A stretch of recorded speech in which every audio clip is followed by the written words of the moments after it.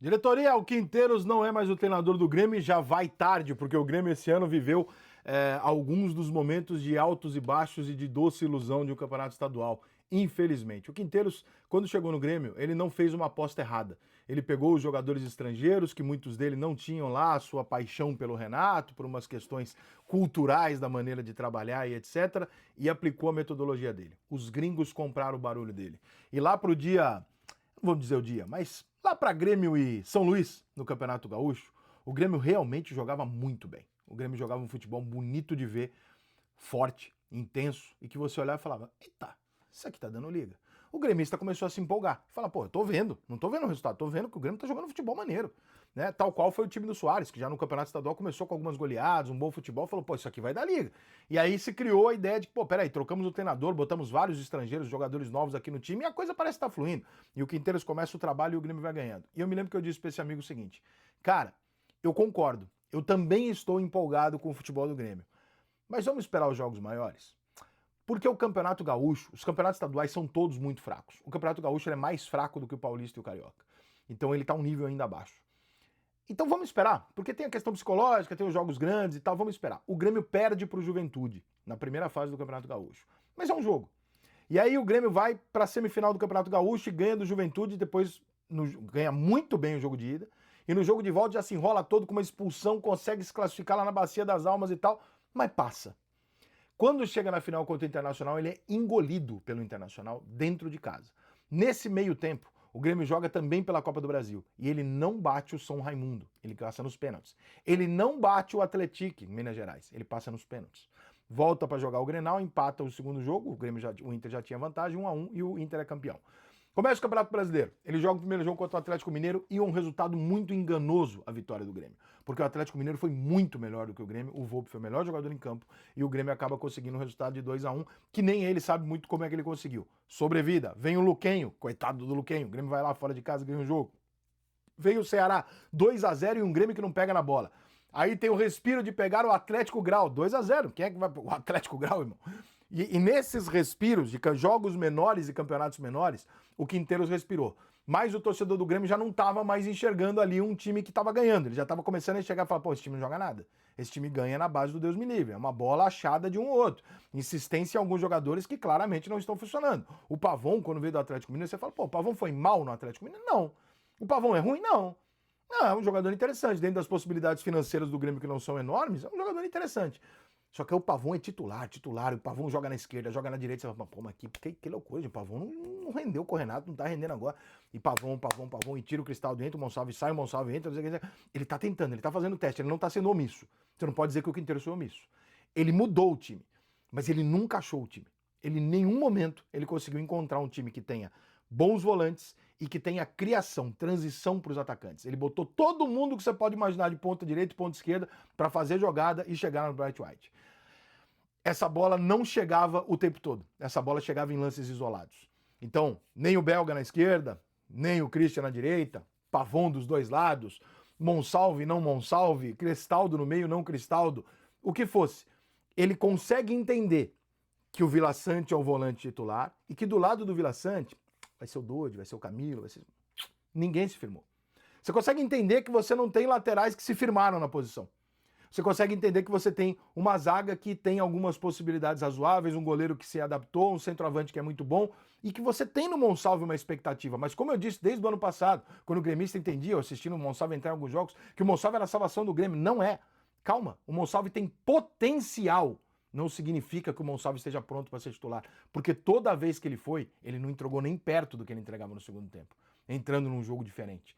Então, talvez o Grêmio precise hoje buscar um jogador de criação, um jogador que passe do Vila Sante para este jogador, para ele controlar o ataque do Grêmio, para ele iniciar a jogada de ataque. Não precisa ser um 10 que entra na área, pode ser um jogador até um pouco mais recuado, pode ser um 8, um jogador que pegue a bola dos volantes do Grêmio para que o Vila Sante tenha um pouco mais de liberdade e um dos volantes, seja o Camilo, seja quem for, fique mais recuado, né, na frente dos zagueiros para que ele possa fazer essa função de marcador, soltar um pouco mais os laterais e permitir a jogada. Não adianta você ter dois jogadores abertos se os seus laterais não transitam o tempo inteiro para fazer isso. E toda vez que se faz, você cai naquela vala comum como cai o Vasco. Você tem um centroavante bom dentro da área. O que você faz o jogo inteiro quando a coisa não está funcionando? Os primeiros 20 minutos do jogo você tenta jogar.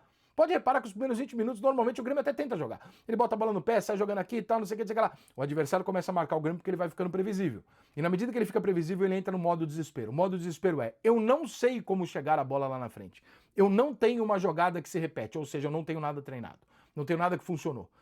Eu jogo a bola aqui e tento resolver. Essa bola começa a ir o tempo inteiro para onde? Pros pontas. E os pontas tentam fazer o quê? Dá um tapa na frente e cruzar, dá um tapa na frente e cruzar. Tenta o tempo inteiro jogar a bola na área, que é para ver se o resultado aparece, para aí você ter uma outra situação de tranquilidade para fazer. Quando o resultado passa a não aparecer e o Flamengo perde do Grêmio em casa, o Flamengo toma uma goleada do Mirassol. Eu vou repetir. O Grêmio tomou uma goleada do Mirassol. Com todo respeito ao Mirassol, que está na Série A, com todos os méritos dele. Essa é a primeira vitória da história do Mirassol na Série A. Foi de 4 no Grêmio. No Grêmio.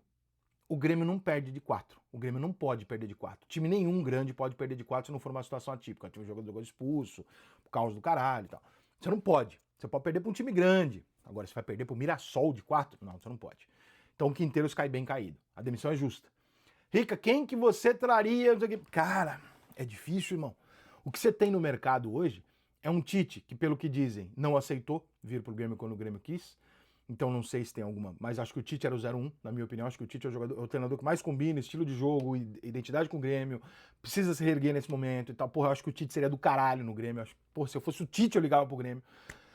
Não sendo o Tite, você tem Dorival Júnior, que acabou de sair da seleção, tá em baixa, mas é um treinador que faz um arroz com feijão. Eu nunca achei que o Dorival Júnior fosse treinador de seleção brasileira. Não acho que o trabalho dele no São Paulo foi grandioso. Não acho que o trabalho dele no Flamengo foi grandioso. Ele venceu.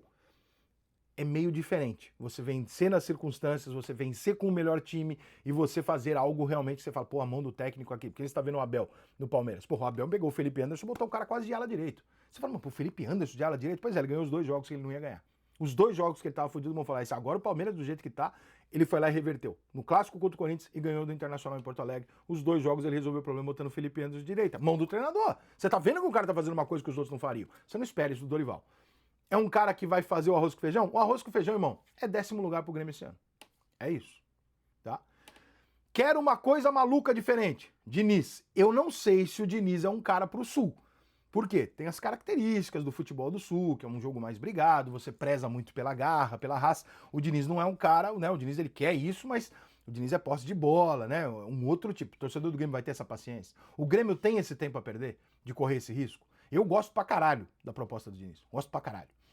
Mas é irritante. Você vai passar muito perrengue. Eu não sei se o Grêmio vai correr esse risco. E se você sai desses nomes, você começa a ir para Luxemburgo, Filipão, você começa a ir para nomes anteriores que hoje a imprensa vai fazer da vida do cara um inferno. É ultrapassada, é isso, aquilo. Então já fica mais difícil. E aí você cai no nome provável que é o do Mano Menezes. O que eu acho do Mano Menezes? Eu acho que o Mano Menezes teve um começo como treinador muito bom. Eu acho que o Mano é um entregador de resultados. Eu acho que o Mano é um cara que não constrói hoje, há muito tempo, um trabalho a longo prazo. O Mano Menezes ele entrega há algum tempo trabalhos muito curtos, que logo na sequência tem um resultado imediato e logo na sequência, depois de alguns meses, esse trabalho começa a ruir. Então, sinceramente, eu não sei. Se eu fosse o Grêmio, eu ia muito insistentemente atrás do Tite, porque eu acho que ele seria o nome que dá pra cravar e falar, cara, esse cara sabe onde ele tá, sabe o tamanho do clube que ele tá dirigindo, a torcida conhece, ele conhece o clube, esse cara faz um padrão de jogo, ele tem um jeitinho de jogar legal, o Grêmio não vai passar perigo no Brasileiro se bobear, belisco uma Libertadores. Os outros são incógnitas. Incógnitas muito mais pra baixo do que pra cima. Mas é o que sobrou, né?